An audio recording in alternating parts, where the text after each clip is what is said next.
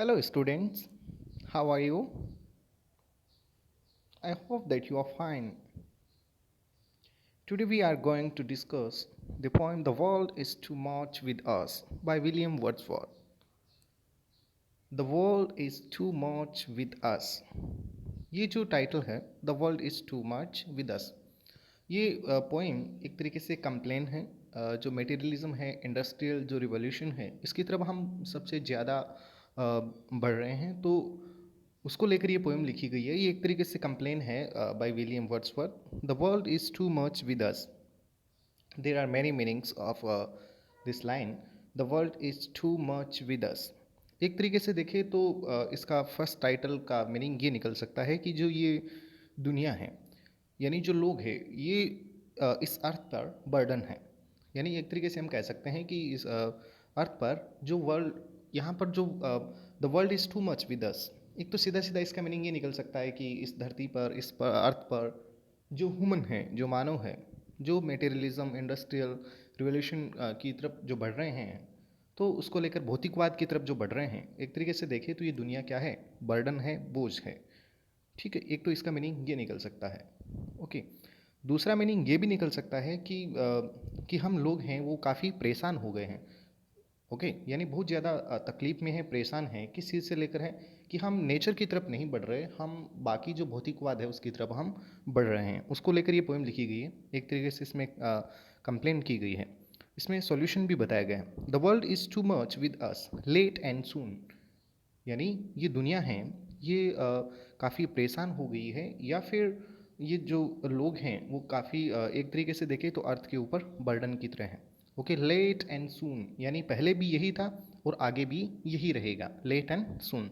Getting and spending, क्या कर रहे हैं हम? गेटिंग एंड स्पेंडिंग यानी हम पैसा कमाते हैं, अर्न करते हैं और उसको स्पेंड कर देते हैं, यानी खर्च कर देते हैं। ओके, वी लेस्ट वी ले वेस्ट आवर पावर्स, और हम अपनी जो पावर हैं उसको क्या कर रहे हैं? वेस्ट कर देते हैं, यानी वेस्ट कर रहे हैं। Little we see in nature that is ours. Real में अगर हम देखें तो जो नेचर है उसकी तरफ हम बहुत कम ध्यान दे पा रहे हैं। ठीक है, और जो हमारी है, जो नेचर जिसकी ओर हमारा सबसे ज़्यादा ध्यान होना चाहिए, जिसको हमें फॉलो करना चाहिए, जिसके अकॉर्डिंग हमें चलना चाहिए, वो नेचर है। लेकिन हम ऐसा नहीं कर रहे हैं, हम बाकी चीज़ें हैं उसकी तरफ हम ध्यान दे रहे हैं, और पहले भी ऐसा ही था और आगे भी यही रहेगा। हम अर्न करते हैं, सारी चीज़ों को हम अर्न करते हैं, उसके बाद में उसको स्पेंड कर देते हैं, और हमारी जो पावर है रियल में हम उसको वेस्ट कर रहे हैं। Little we see in nature that is ours. हम बहुत ही कम यानी रेयरली हम नेचर की ओर देख पाते हैं जो कि रियल में हमारी है। We have given our hearts away sordid boon. और रियल में अगर हम देखें तो हमने अपने हार्ट को दूर कर दिया, यानी अपने हार्ट को सेल कर दिया, अपने हृदय को हमने दूर कर दिया है। Okay, we have given our hearts away sordid boon. एक तरीके से देखें तो ये काफ़ी विध्वंसकारी वरदान साबित होता है। ठीक है, यानी किसके लिए कहा है? मटेरियलिज्म जो है उनके लिए कहा, भौतिकवाद की ओर ये इशारा करते हुए कहा है। ओके, यानी हमने अपना जो हार्ट है, जो किसकी ओर होना चाहिए? नेचर की ओर होना चाहिए, जिसको हमने बाकी जो भौतिकवाद है उसकी तरफ हमने कर दिया है। This sea that bears her bosom to the moon. ये जो समुद्र है, ऐसा कह रखा है कि this sea that bears her bosom to the moon. इस समुद्र ने अपना जो सीना है वो किसकी ओर कर रखा है? मून की ओर कर रखा है, यानी चंद्रमा की ओर कर रखा है। The winds that will be howling at all hours. और जो हवाएं हैं वो एट ऑल आवर्स यानी 24 आवर्स, यानी 24 घंटे ये क्या करती रहती है? होवलिंग करती रहती है, यानी शोर करती रहती है, आवाज़ें करती रहती है। And are up gathered now like sleeping flowers. और अब ये क्या हो गई है? And are up gathered now. अब ये इकट्ठी हो गई है, कलेक्ट हो गई है, किसकी तरह? बिल्कुल वैसे ही होगी इसकी कंडीशन, लाइक स्लीपिंग फ्लावर। जिस प्रकार से जो स्लीपिंग फ्लावर है, यानी नाइट में जो फ्लावर है उसकी क्या कंडीशन होती है, उसको लेकर ये कहा है। ओके, या फिर इसको वेदर से सेंस भी निकाल सकते हैं, फूलों का मुरझाना भी निकाल सकते हैं। For this for everything we are out of tune. इसके लिए, या फिर कहें तो हर चीज़ को ले लो आप, यहाँ पर एवरीथिंग यानी हर चीज़ के लिए, हर चीज़ को ले लो। We are out of tune, असल में हम इस ट्यून से ही बाहर है, यानी हम नेचर की ओर बिल्कुल भी ध्यान नहीं दे रहे, हम इस ट्यून से भी बाहर हैं। It moves us not. और ये जो चीज़ें हैं, जो भौतिकवाद है उसको लेकर ये कहा है कि हमारा माइंड हमेशा उनकी ओर ही सेट होता है जो नेचर के जो हमें सिम्टम्स मिलते हैं उसकी तरफ हम ध्यान बिल्कुल भी नहीं देते, ठीक है।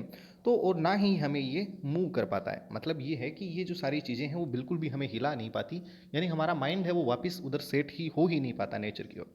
Great god, I would rather be a pagan sucker in a creed outworn। अब बता रखा है कि great god I would rather B A pagan, इससे अच्छा है कि मैं एक पेगन बन जाऊँ। पेगन का मतलब ये ऐसा पर्सन समझ लीजिए who doesn't believe in God, जिसका बिल्कुल भी गॉड में बिलीव नहीं है, या फिर इसको नास्तिक कह सकते हैं आप, मतलब अलग अलग तरीके से जो बाकी जैसे मूर्ति पूजा है, इसके अलावा और भी बहुत सारी चीज़ें हैं उनकी तरफ बिलीव करना। इन ए क्रीड आउटवोन, जो क्या है सकल इन ए क्रीड, वो एक ऐसे क्रीड से, एक ऐसे समुदाय से, ऐसे सोसाइटी से बिलोंग करता है, ओके, जो क्या हो गई आउटवोन, यानी जो समाप्त होने पर है, मतलब ये है कि जो फिनिश होने वाली है, ओके।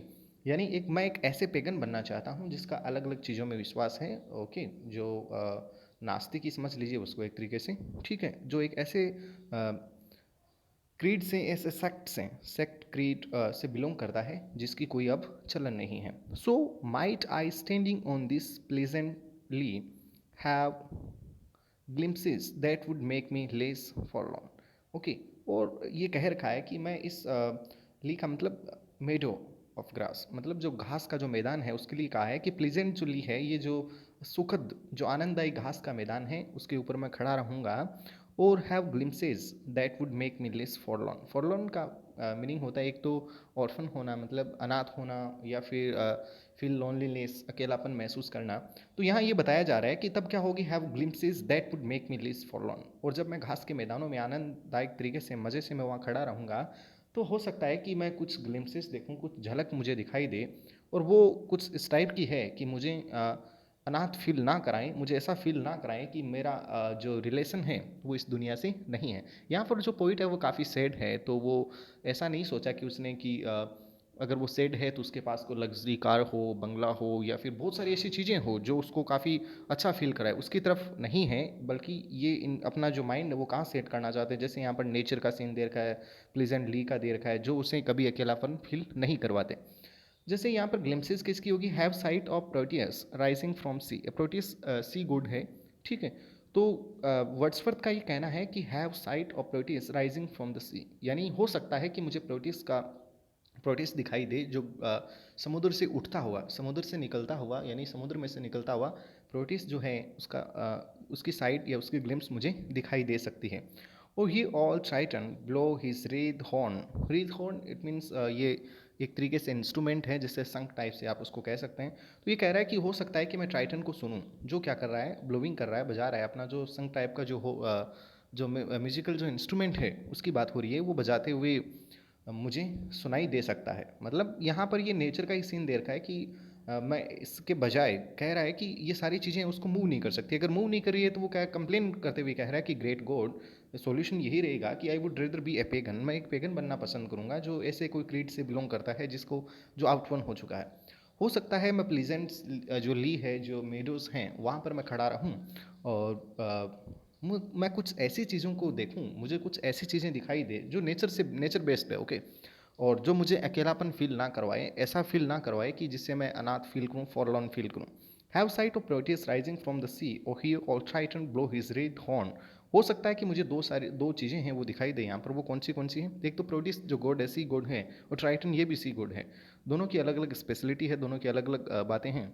तो उनको लेकर ये कह रहा है कि हो सकता है कि मुझे कौन दिखाई दे, जो समुद्र है, जो सी है, वहाँ से प्रोटियस है वो निकलते हुए दिखाई दे, या फिर जो ट्राइटन है उनको मैं जो उनका जो म्यूजिकल जो इंस्ट्रूमेंट है उसको मैं बजाते हुए सुन सकता हूँ। ओके, तो ये थी आपकी point, the world is too much with us bye William Wordsworth. Mostly इसमें बात यही हो रखी है कि आज का जो हमारा आजकल हमारा जो माइंड है वो किसकी ओर है, नेचर की ओर नहीं है, बाकी जो चीज़ें हैं उनकी ओर है, हम नेचर की तरफ बहुत ही कम ध्यान दे रहे हैं।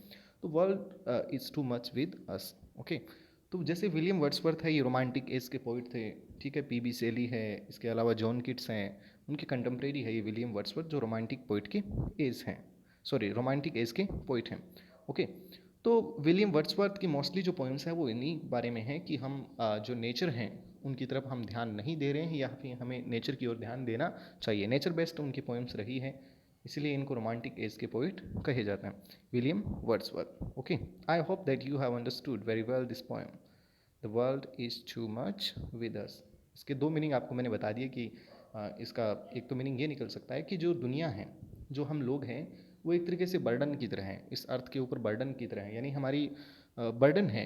रियल में हमारा जो वर्क होना चाहिए, जिसकी ओर हमें काम करना चाहिए, जिसकी ओर हमें बढ़ना चाहिए, वो हम नहीं कर रहे हैं। बाकी जो अदर एक्टिविटीज़ हैं उसमें हम इन्वॉल्व हैं, हम नेचर को इन्वॉल्व नहीं कर रहे हैं। ओके, तो मोस्टली इसको लेकर ये पोइम लिखी गई है, जिसको सोर्डिड मून भी कह दिया है।